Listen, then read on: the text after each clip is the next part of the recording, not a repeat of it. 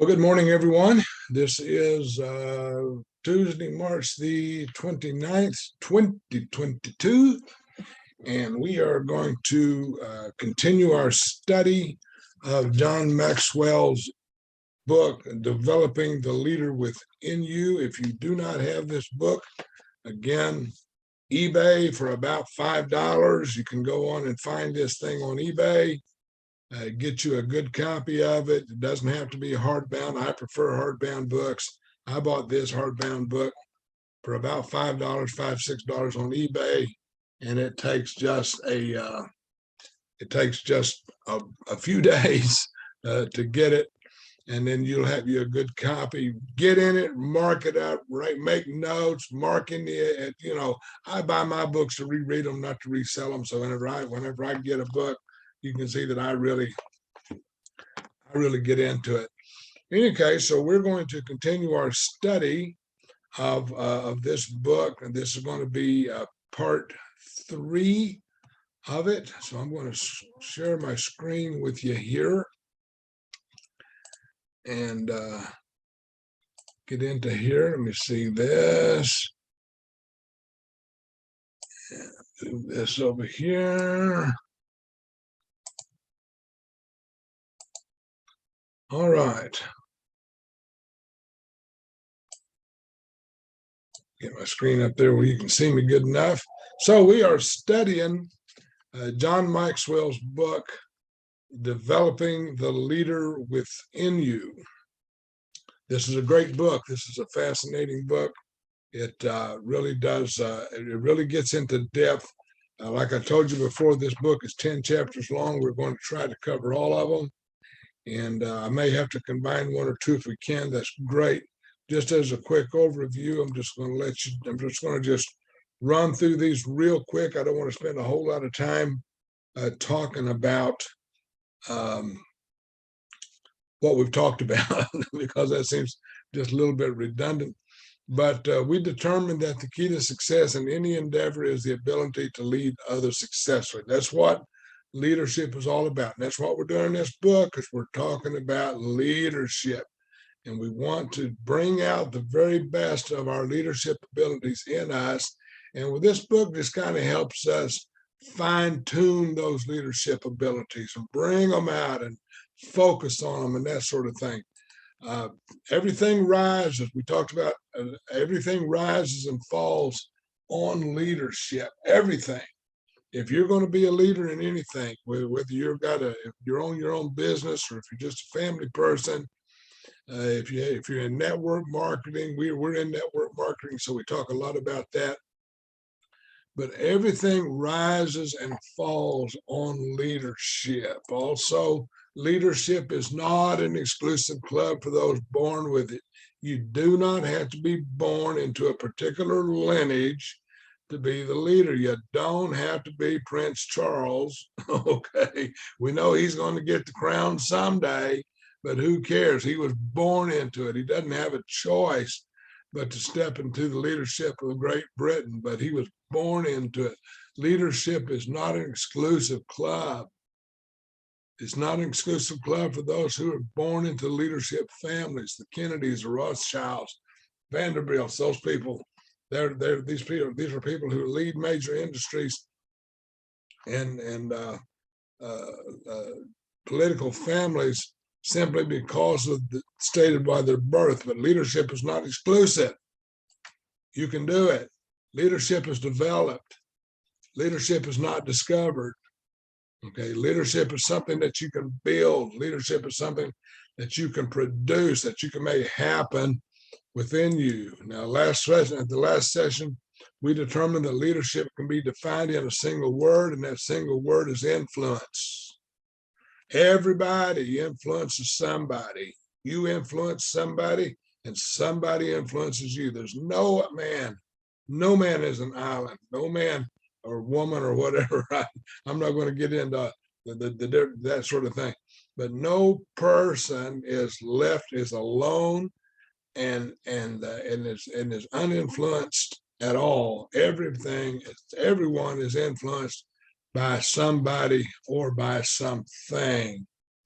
And then we decided that the influence or leadership is the capacity to have an effect on the character, development, or behavior of someone or something, or even the effective self. So leadership is influence.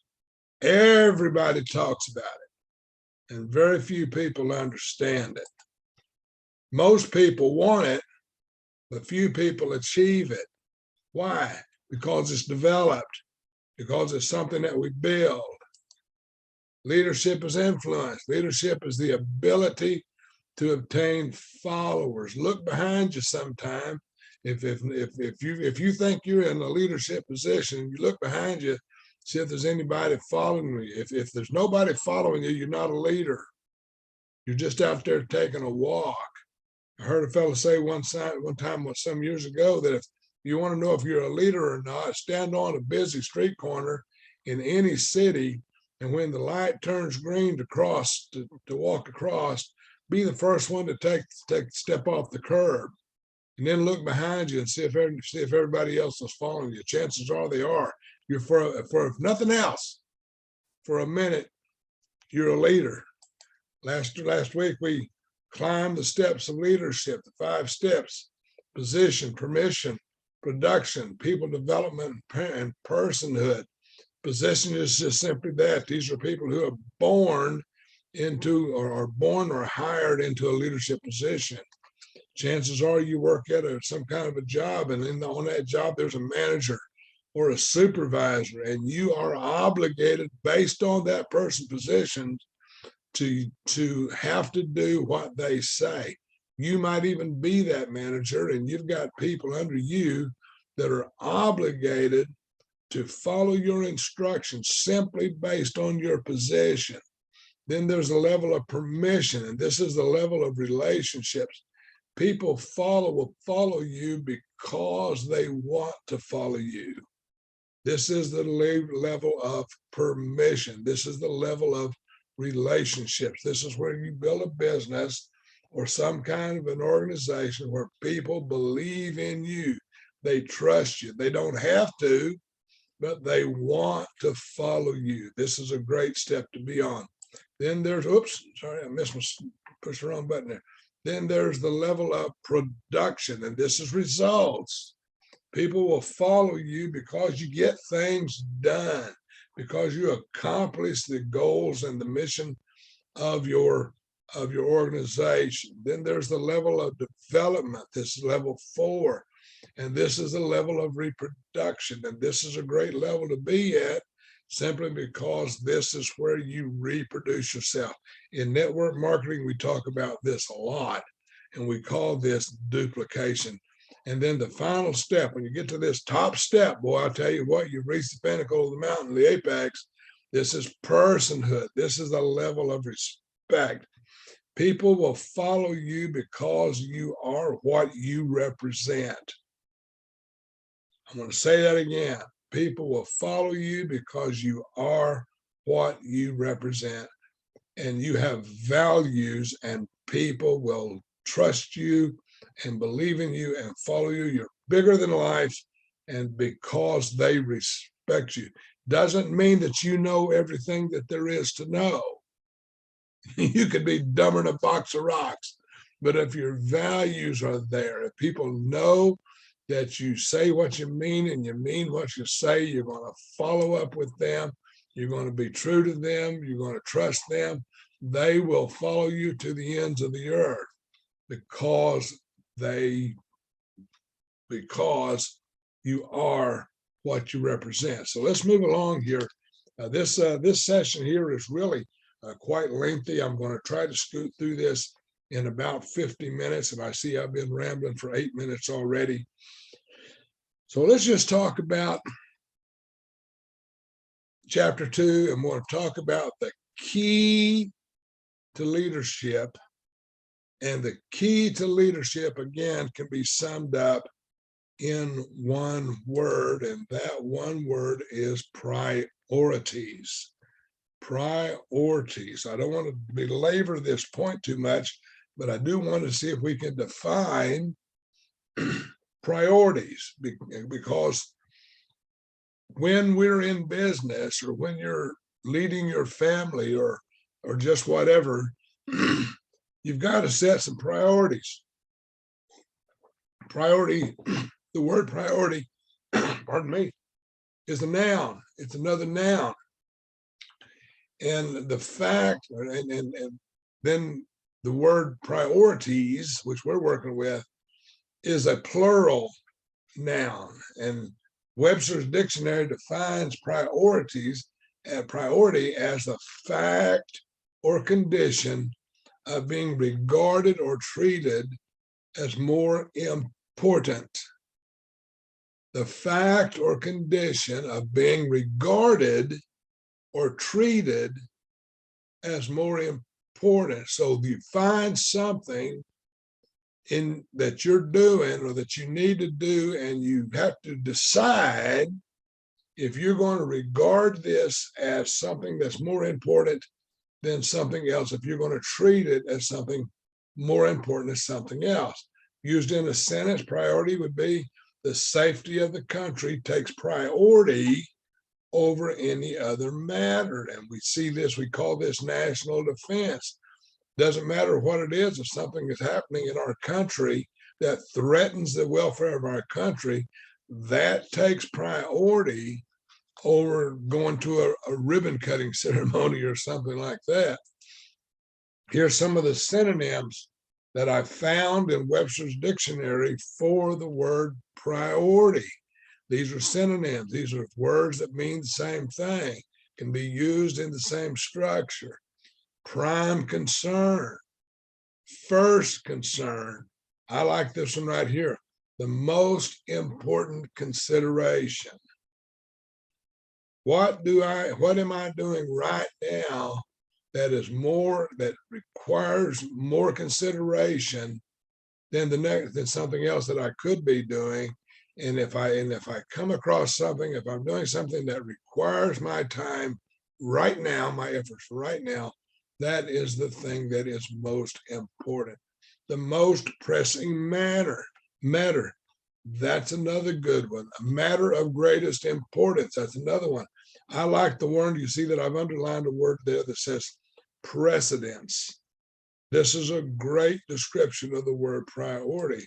Precedent means the condition of being considered more important than someone or something else. Priority in importance, order, or rank. Now, all of you know that if you've seen me on here before, you know that I'm a Star Trek fan. I love me some Star Trek. I've seen all of them except for I don't think I ever finished Deep Space Nine. I never could get into Deep Space Nine. I didn't care for it. But the original series of Star Trek, I loved it. I've seen it several times. I watched it as a kid. And this, I popped a picture up there of Captain James T. Kirk. He's captain of the Starship Enterprise. And during one of the episodes in there, there's an episode called Court Martial.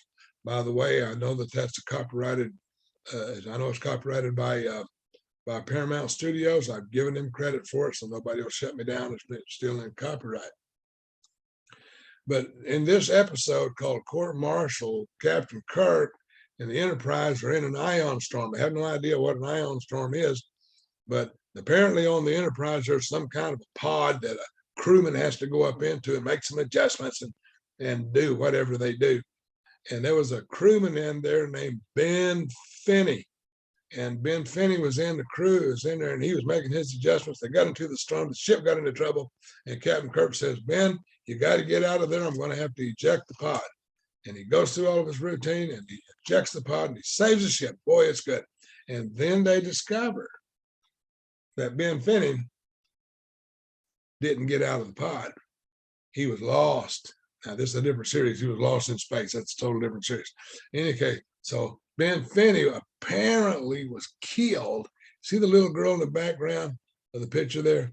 That is right there. That is Ben Finney's daughter. I forget what her name is. Doesn't matter. In any case, so they take Kirk to court.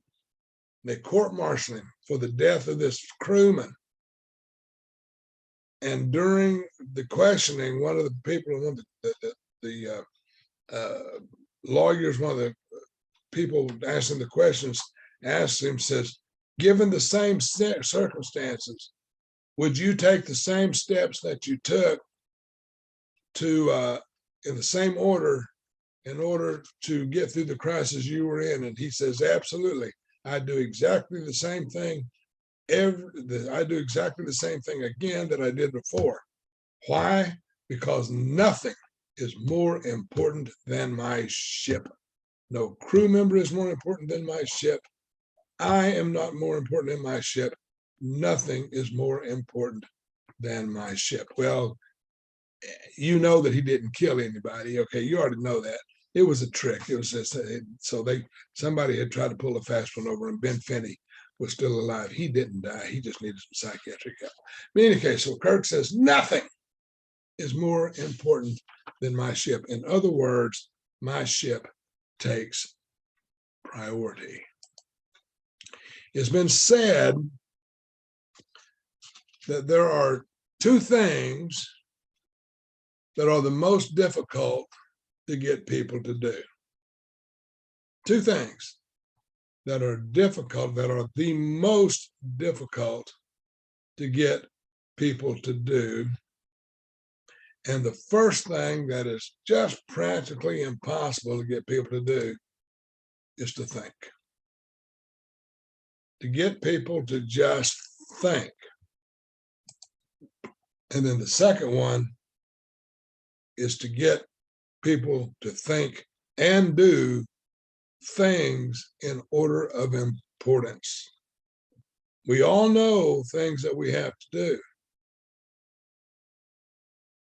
But sometimes it's difficult to get people to think about what's important and then do the things in order of their importance. Now, if you're going to develop leadership skills, then you've got to think about what you've got to do, but then to arrange those things that you've got to do in the order of most importance.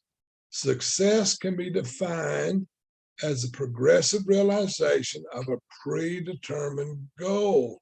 Now, we talk about this all the time in network marketing, and we talk about it all the time in corporate America. And what we do in corporate America is we talk about plan your work and work your plan. Give me a second here, my timer shut off on me there. Boy, I tell you what, if I don't know what I'm doing in the order that I'm doing it in, I'm just stuck. All right. Now that ain't going to work. I've already lost my timer.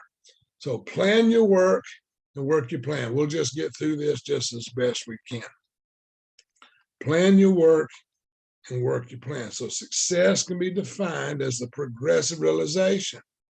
What does that mean? That means to lay out a path that you're going to go, that you know you need to take, and then take that path. If you take a road trip, you know as well as I do that you lay out the path that you're going to go. If you just take off and say, well, I'm just going to pull out of the driveway, and whichever way the car wants to go, that's the way we'll go. We'll get there eventually, because everybody knows that all roads lead to Texas. Okay, chances are we're going to be going down to Texas. Actually, we're going to be going to Louisiana next week, and then we're going to be going to Texas in a couple of weeks after that. Well, I'm not going to back the car out of the garage and then just a second here. Something pops up on my screen there. I'm not going to back the car out of the garage and then just hope that it knows where it's going. I've got my maps up. And although I've been to this one place in Louisiana many, many times, I've made this trip a lot of times. I promise you, I'm still going to have my map up, and it's going to tell me where to turn. It is. It's going to tell me go stay on this road for 23 miles and take a right on such and such a road and go another 120 miles and take a left on Highway 20. It's going to tell me all these different turns, although I have made that drive many times. I like to plan where I'm going. Progressive. A road trip is progressive realization and success. To get to where I'm going, I've got to be progressive, and so do you. So those are that's that. Okay, let's move along here. So there's three types. We're talking about thinking. There's three types of basic thinkers. The first type of thinker is a practical thinker. Practical. People who are just practical. The second, we all know these, are philosophers. And the third type of thinker are leaders. And this is where we're trying to get with this book. Practical leaders, practical thinkers know how to get what they want. They get an idea and they lay out a plan. They decide what they want. They know what they know what they want, and they know how to get it. I'm going to pop a picture up on my screen here. I want to show you something here. Now, this doesn't mean anything to you, but this means a lot to me. This is a picture of my desk. This is where I'm sitting right now. I'm looking at these three screens right now. And but my desk in my office, I've got a beautiful office in my home here. And I've got this wonderful solid cherry disc that I bought years ago. And I just love this desk. It's big, it's flat, there's no hills on it at all. And it's nice, and it's lots of room. But my computers sitting on the desk were just there, and all of the wires were just everywhere. And I had them lapping over my desk and just hanging down on the other side. I took some tie straps, I tied them up and hung them up. They keep drooping and all that. And so for the last several days, I've been sitting here at this desk thinking, there's got to be a better way to do it. I've got a power supply over here that I bought that controls all the power on my desk, everything. It's a multi-plug surge protector, all of that. I bought it years ago when I worked for Sears, and it controls all the power. If I ever have a power surge, it shuts down automatically, saves all my equipment, that sort of thing. And so I got to thinking, well, gosh, I hate all of these stinking wires. And so this week, I devised a plan. I devised a plan of how I can get all of these pages, all of this wires out from under my desk, out from behind my desk. And I built myself a platform on my desk using floorboards that are left over from our kitchen floor. It's very beautiful vinyl wood, laminate. I think it's called laminate. And I took 3 of those planks and I put them together. I drilled holes in them. I ran the wires. I turned my power supply around so that the power is actually up under the platform. And I got all the wires under the platform plugged into the wall, plugged into the thing, and run up through holes that I drilled so that I could plug in my monitor and my laptop and run all the cables. And it really looks good. I've got the back of it enclosed where you can't look up under it and see the wires. But it took some doing. And I had to be practical about what I do. So practical thinkers know how to get what they want. I knew what I wanted, and I took some practical thinking on how to best build the platform so that now my desk looks like a real workspace where I can actually get something done. I'm sorry, that was a long-winded explanation. Then there are philosophers. Oh boy, we know philosophers. I promise you, you know somebody that can tell you everything about everything. All they do is they just sit around and think about stuff. They don't ever get anything done. Philosophers know what they ought to want. Practical thinkers know how to get what they want. Philosophers just know what they ought to want. Doesn't mean that they'll ever get anything done. It just means that they know what they ought to want. You know, philosophers say, you know, I ought to make some calls. I ought to go visit a customer. I ought to do this. I ought to do that. They know what they ought to want. They just never get anything done. And then there's leaders. Leaders know how to get what they ought to want.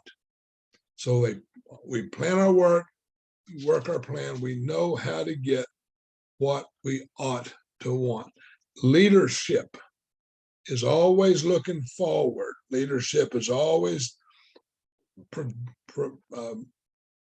what's the word? Projecting, always looking ahead, knowing what you ought to want and how to get what you ought to want.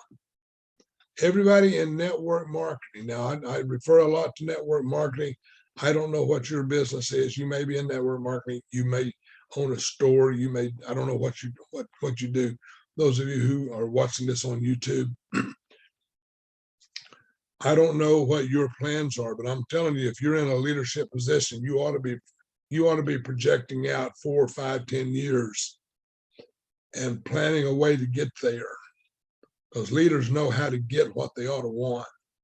Make a plan, follow a system, get you a good system and work that system. Okay, let's keep going. I am running slow. This one may take an hour. I hope I was get through in 50 minutes. We can't talk about leadership without talking about the Pareto Principle. We all know it. It's the 80-20 rule. 20% of your priorities will give you 80% of your production.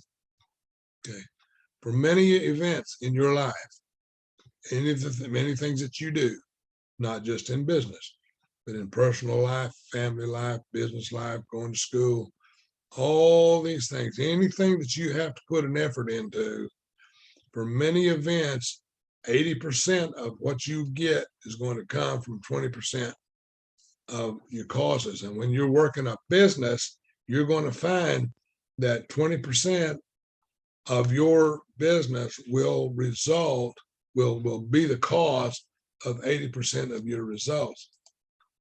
So we call this priorities and we call it production. Now the book calls it efforts and results. I'm going to call it priorities and production. Think about it. Time. 20% of our time produces 80% of our results. 20% of our time produces 80% of our adults. It takes, when we're doing what we're doing, we can boil our efforts down to 20% of the top most important things to do. We're talking about priorities. We're talking about getting things done efficiently, as quickly as possible, using the best, getting the best value out of our time and our efforts and the people who work with us. If you're an employer, getting the best results from the people that work for you. Time. 20% of our time produces 80% of our results. You can see it everywhere. Here's another one that I like. Counseling. 20% of the people take up 80% of our time. If you're building a network marketing business, you're going to find that you're going to have about a 20% activity rate. Now, you can be the greatest network marketer in the world. You could have 100 people that you personally bring into your business to work with you as business builders in your business. And I promise you that you're going to have 20%, if you're lucky, 20% of your people are going to be producers. And those 20% of the people are going to take up 80% of your time. Let's kind of flip that over just a little bit and think about your local church. I like to use local church simply because I've been churchy for a long time. But think about, look around the people in your church sometime and realize that the pastor who's up on the platform, and he's up there preaching and doing his thing, he's got the microphone, and boy, you look at him, you think, man, he's the star of the show. He's not the star of the show. He's up there because God put him there. But then look around the congregation and realize something, that your pastor is doing counseling. If you're in network marketing, your upline leaders are doing counseling. We counsel upline. Okay. If I have a problem, I go upline. I don't go downline with my problems. I go upline. I find somebody ahead of me in the business that can help me get what I need to solve a problem or something. But in your local church, just think about it. If you've got 1,000 people in your church, chances are the pastor doesn't know all of them. You know why he doesn't know all of them? Is because only about 20% of them come to him for counseling. He spends 20% of his time. He spends 80% of his time working with 20% of his congregation. Right, I'm gonna get off that horse. Reading. This is important. We need to read. We need to feed our minds. We need good books. We need good audio, that sort of thing. Reading, 20% of the book contains 80% of the content.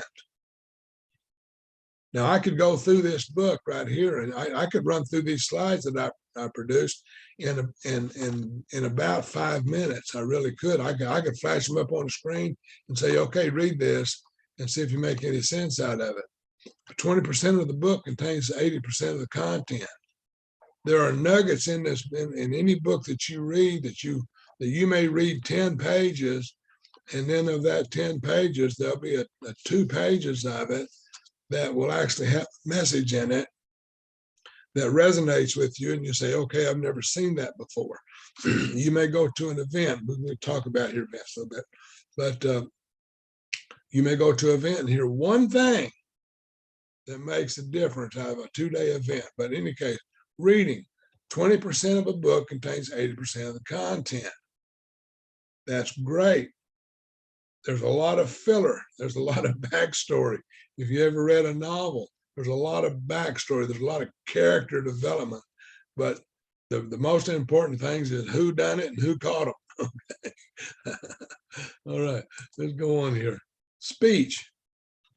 20% of a presentation, when you're presenting your business to a prospect to see if you can either get them in as your business, as a business partner, or speaking to someone about buying a product that you're representing, that you're selling, 20% of your presentation will produce 80% of the impact. Something that you say in a very short segment is going to strike a note with your prospect, and that's when they're going to say, this is something I could do, or this is something I need. 20% of a presentation produces 80% of the impact. I mean, think about it. Think about, for example, just as an example, the Apollo, Apollo 11, I believe it was. Neil Armstrong, Buzz Aldrin, and I forget what the other astronaut's name was. Any case, so they're going to go from the Earth to the moon, and it's going to take 4 days. They're going to blast off. They're going to circle the Earth a couple of times, get the trajectory. They're going to go to the moon. They're going to circle the moon, or I guess it's orbit the moon, isn't it? And then Neil Armstrong and Buzz Aldrin is going to get in the lander. They're going to go down to the surface, and they go down, and they finally touch the surface of the moon. Neil Armstrong takes a few minutes to get ready.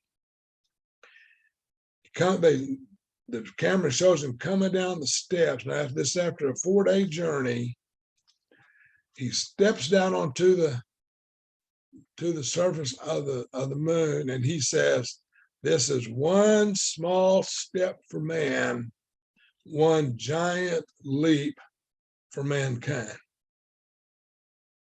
One small step for man, one giant leap for mankind.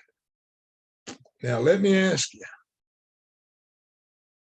do you remember any of the other conversation that went on between the astronauts and mission control during that 4-day period?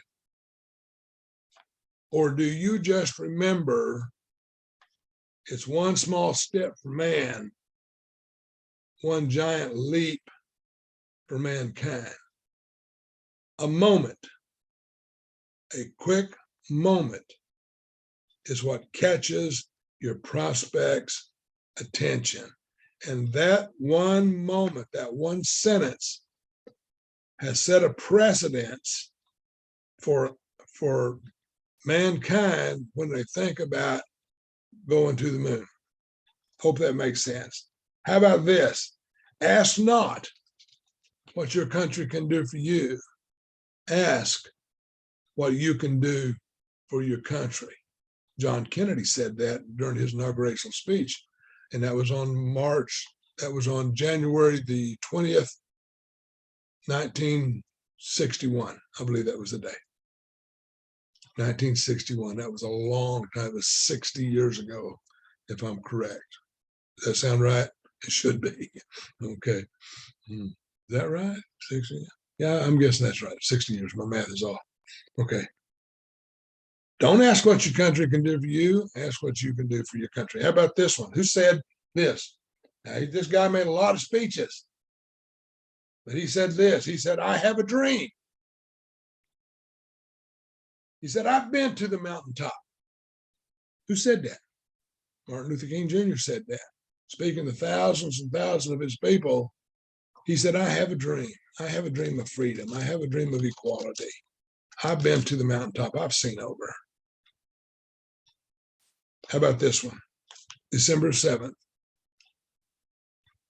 1941, a day that will go down in infamy. Do you remember that speech? Franklin Delano Roosevelt, the day after Japanese bomb Pearl Harbor on December 7th, 1941. December 7th, 1941, a day that will go down in infamy. Speech, 20% of a presentation will produce 80% of the impact. So when you're presenting your network marketing business, a lot of the stuff that we do in our presentation, your prospect will not remember it, but there will be something in your presentation where your prospect will say, "That is something I can do." Donations, I'm just going to go ahead and just finish this out. Donations, 20% of the people give 80% of the money. When you go to church on Sunday, look around your congregation and know that 1 out of 5 people pay tithes. 20%. 1 out of 5 people drop something in the offering bucket. 20%. All right, let's go on. Get off my soapbox. Leadership. 20% of the people in your group, in your business, 20% of the people are going to make 80% of the decisions. That's strong. Leadership. 20% of the people will make 80% of the decisions. You better find you somebody in your business that you can follow. And then you better know that somebody in your business is going to follow you. And they're going to be looking for some decision makers, just as you are looking for decision makers. And here's one that I really like. I couldn't do this lesson without throwing this in. Picnics, boy, don't we like picnics? Don't we like family reunions? Don't we like receptions? If you go to a picnic, what's this? 20% of the people eat 80% of the food. we've all got that. We've all been there. Okay, let's move along here. All right, 20% of the people in an organization, I've already said this, 20% of the people in an organization will be responsible for 80% of the group's success. 20%. If you're going to build a network marketing business, you got 1,000 people in your group, I promise you, you do not have 1,000 producers. You have about 200, if you're lucky. 100 to 200, 15% is really more realistic. But let's just call it 20% just for the Pareto principle. But 20% of the people in any organization will be responsible for 80% of the group's success. So if that's true, how can we capitalize on this fact? Let's just go ahead and call this a fact. And let's look at our network marketing business. We're talking about network marketing. You can look at this in a store, in a corporate setting. It doesn't matter how you apply it. But in our business and network marketing, then I know for a fact that off of my team, I've got about a 20% activity rate, if that. Okay, so how can we capitalize on this fact? Simple. First step is determine which people are the top 20% producers. Look through your organization and see who in your business, in your group, are the top 20% producers. If you've got 100 people, if you've got 10 people that you personally have hosted or sponsored in your business, you're going to find maybe 2 of them, and you're going to cull those 2 out, and those are the 2 that you know are producing for you. The others are just kind of hanging in there. How are you going to recognize them? It's pretty simple. I know who the top producers are in my business because these are the people who are on the calls. Pardon me. We have a team call Sunday night, every Sunday night, most every Sunday night. We have a team call. I listen to hear who comes and who is on that call. And those are the people that I know are producers. When we have an event, the people who show up at the event are always in the top 20% of the producers. You can tell your top 20% by seeing who it is that shows up at trainings. When you have a training, either online or in person, these are the people who show up. There's the old saying, you got to show up to go up. We have a convention twice a year in our business. If you look around a convention and you see people in your group that are at that convention, those are your producers. And I promise you, it won't be over 20% of your group. But those are the people that are the top 20% producers. So what do you need to do? You need to spend 80% of your people time with the top 20%. Don't spend 80% of your time working with people who don't want to do anything. Put your time as valuable into your top people. Pour into them. I'm running behind. Number 3, spend 80% of your personal development dollars and or time on the top 20%.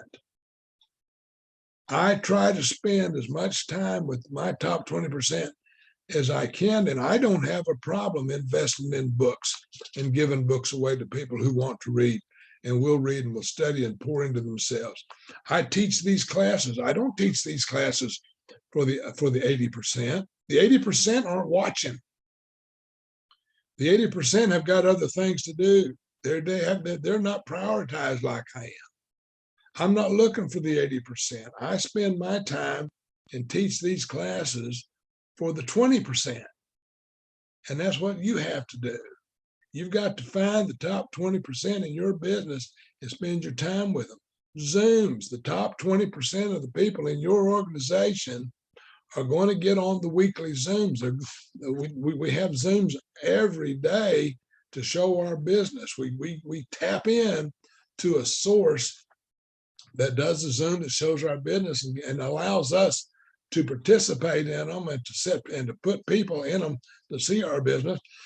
And then our responsibility is to follow up with the people that we put on those Zooms and get them started in our business. But I know that only 20% of the people in my group are inviting other people to see those Zooms. Number 4, determine what 20% of the work gives 80% of the return. Wow. Determine what 20% of the work gives 80% of the return, and then train people to duplicate you.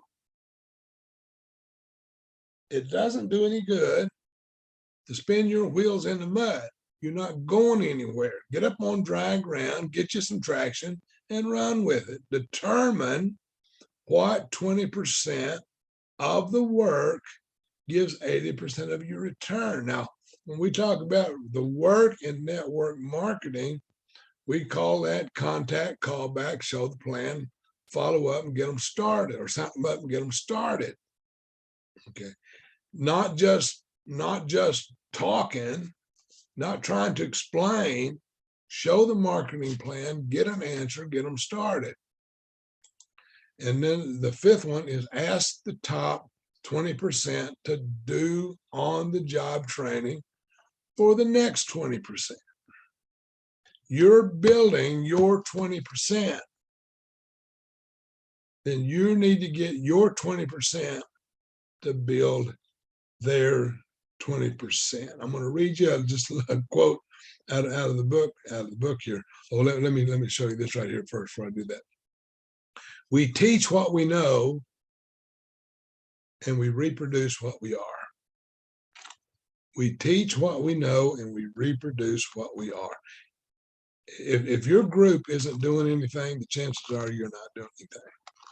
And when my group stops, it's because I've stopped. Okay. We teach what we know. I cannot teach you something that I don't know, and neither can you. But we reproduce what we are. There's a quote in the book here that says, efficiency is the foundation for survival. Effectiveness is the foundation for success. You know what I've got out of my garage, out in my shed? I've got 2 sets of post hole diggers. You ever used a post hole diggers? I've got 2 of them out there, and every now and then Wilma needs a hole dug. And I'm going to tell you the truth about it. You could take that post hole digger out onto a field, and you could dig the best post holes in town.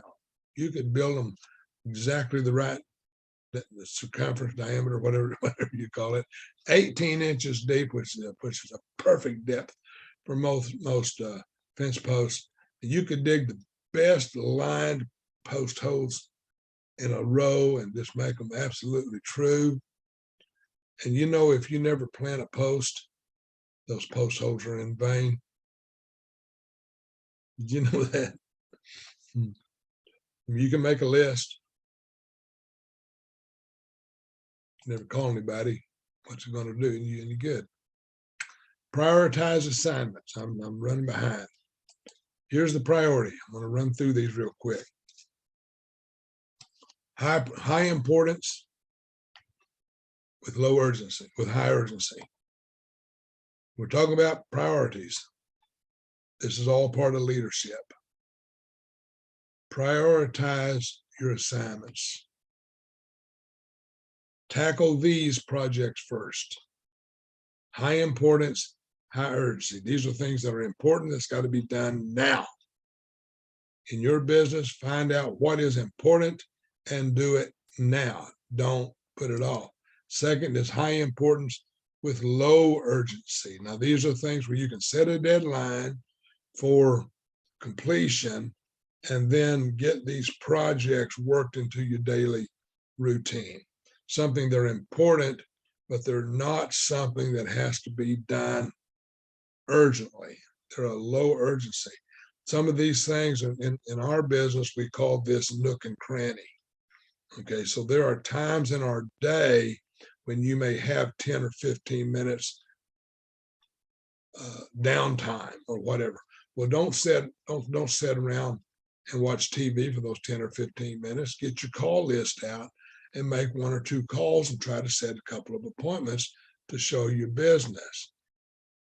This is very high importance, but it's something that you can do in the nooks and crannies of your life.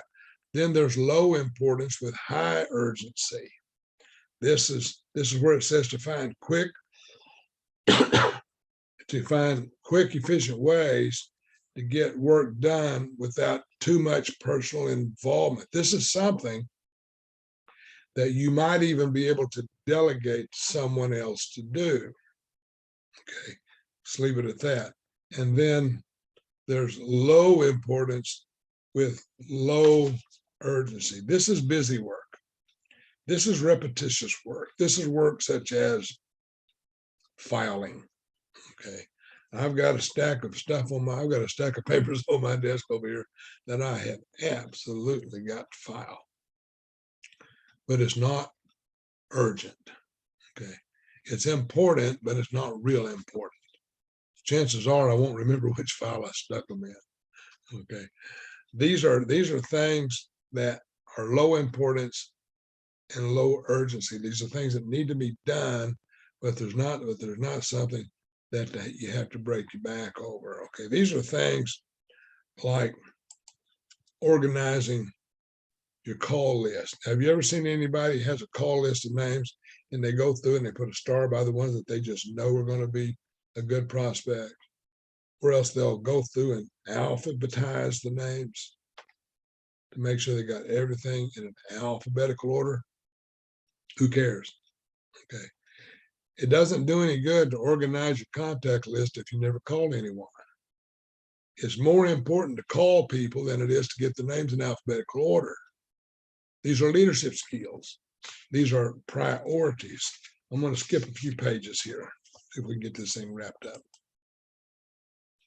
Priorities never stay put. They never stay in one place.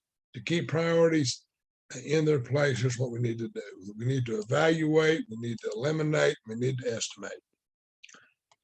Okay. Evaluate, eliminate, and estimate. And evaluate, whenever you're looking at the things that you need to do, the priorities that you have to follow the 3 R's. 3 R's. Now, when I was a kid, we call that reading, writing, and arithmetic. Reading, writing, arithmetic. I didn't know for forever that arithmetic started with an A. I thought it started with an R for a long time. But requirements, return, and reward. What are my what are the requirements when I'm evaluating something that I need to do? What is this? What is this going to require of me? What kind of return can now requirements, we're talking about time, we're talking about energy, we're talking about maybe travel, we're talking about expenses. What is it going to require of me if you want to move a pen level in your business and you know that you have to have so many points to go to the next pen level or however your business works, what is it going to require of me or require of you to reach that level? If I can meet those requirements, what return can I expect from the efforts that I put into it? Requirements, return, and finally the reward. What will be the reward of my efforts? Then the next one is eliminate. Ask yourself, what am I doing that can be done by somebody else? What am I doing that I can delegate to someone else? Have you ever been to a large event? Those of you in network marketing, you go to large events, you got 1,000 people there, 2,000 people there. The people who are putting on that event are not setting out in the foyer handing out name tags. They're back there in the back somewhere preparing what they're going to teach. They've got other people setting out in the foyer, you're handing out name tags and doing registrations. They've delegated it. What can you do in your business or in your family life or whatever? What can you do that you can delegate to someone else? And then the final is estimate. Estimate. What are the top projects you're doing this month and how long will they take? How long is it going to take me to do something? When I was planning this desktop that I built on top of my desk, I figured out just about how long I needed it. I figured out how wide I needed it. I figured out where the holes were that I was going to need. I figured out where I was going to set my laptop, a monitor on the left side, and I got monitors. I got 3 screens on here now. And I had to estimate how long it was going to take me to do it. And I was real close to being on target. I know there's still some tweaking that I'm probably going to have to do, but that's okay. All right, let's keep going here.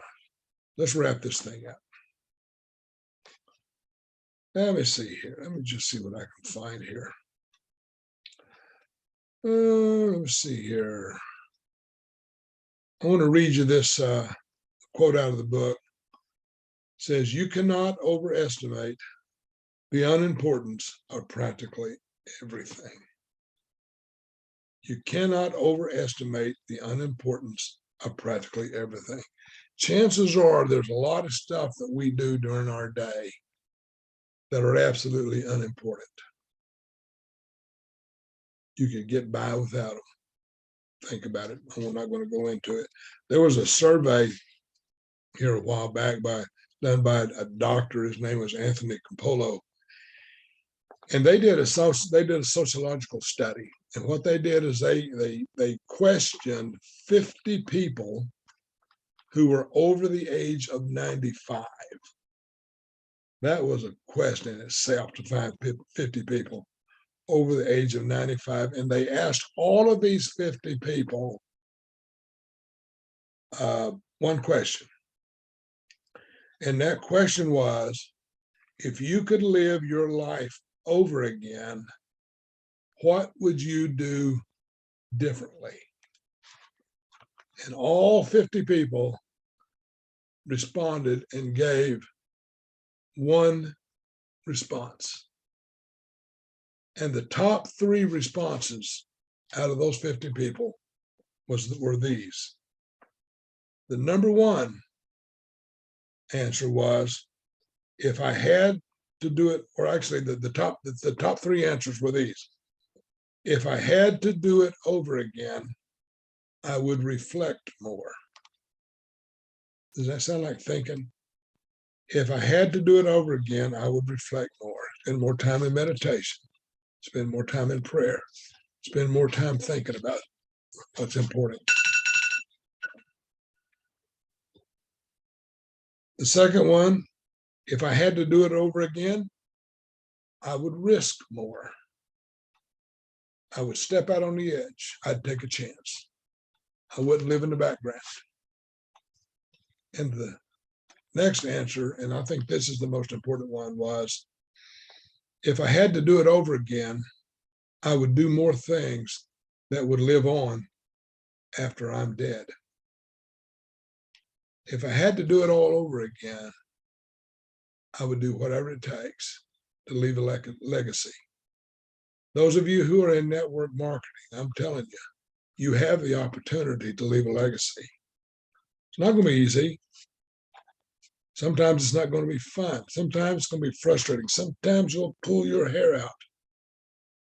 But in the end, think 100 years down the road, if you build a business that is a true residual business that can go on and live after you, generations of people, generations of family after you could live off of the legacy that you leave them.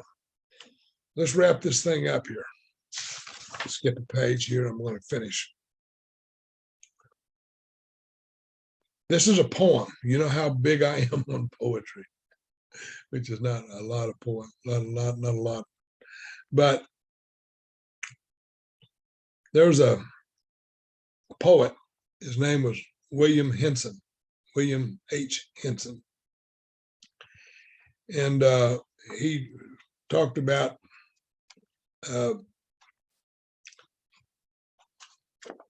things that you can have and things that you can't have. He came to the conclusion that you can't have it all. You ever taken your kids to a candy store, taking them to a toy store? They walk in and their eyes get big. They see all this deliciousness, all this candy. They see all these toys, thousands of toys. And you turn to them and you say, you can have one, but you can't have it all. That's how it is sometimes with life. 95% of achieving anything is just knowing what you want. Your kid goes, take your kid into a toy store, he already knows what toy he wants. Take them to the candy store, they already know what candy they want. They'll see it all, but they know what they want. It's the same way with you and your business. You better know what you want. Look out ahead. Look 5 years ahead. Look 10 years ahead. Look 20 years down the road. I'm 69 years old. 20 years down the road is a long way from me. I can see 5 years. I can see 10 years down the road. 20 years might be a struggle. Okay, let's wrap this thing up. I want to read this poem here by William Henson. It says, he who seeks one thing and but one may hope to achieve it before his life is done. But he who seeks all things where'er he goes must reap around him and whatever he sows, and harvest a harvest of barren regret. You've heard the term shoulda, coulda, woulda, shoulda, coulda. I wish I'd have done more. I wish I'd have done better. When I look back on my career in the Air Force, I had a successful career. I rose to the rank of Master Sergeant, and I'll show you that here in a minute. But the truth is, if I'd have been more diligent in my work and in my study, I could have rose to the rank of Chief Master Sergeant. Instead of spending 20 years in the Air Force, I could have spent 30. I could have done more. I could have been more. Master Sergeant was a good rank. I really enjoyed it.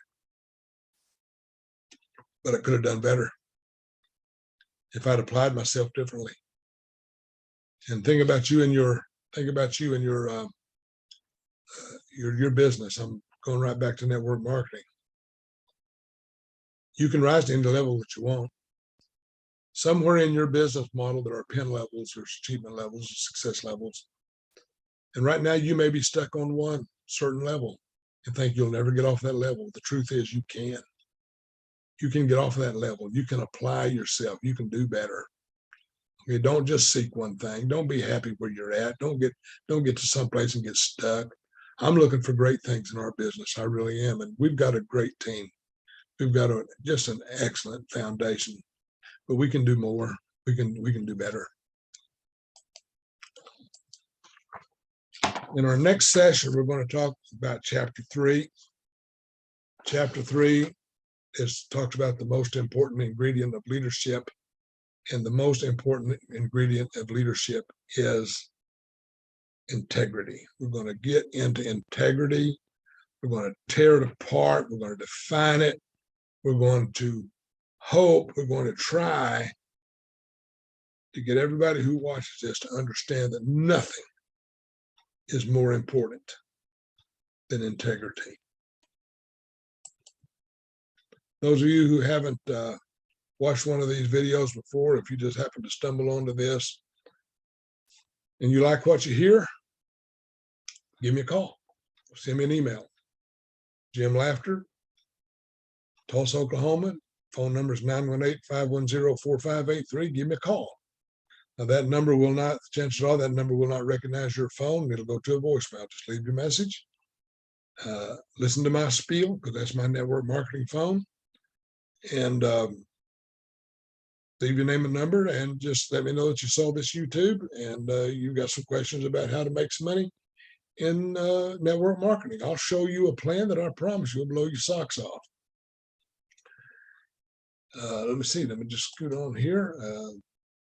I've already mentioned that there's a little bit about me, so you know who I am. I'm retired from the Air Force after 20 years, Master Sergeant, rose to that rank. After 20 years, I spent 28 years in corporate sales with Coca-Cola and with Sears.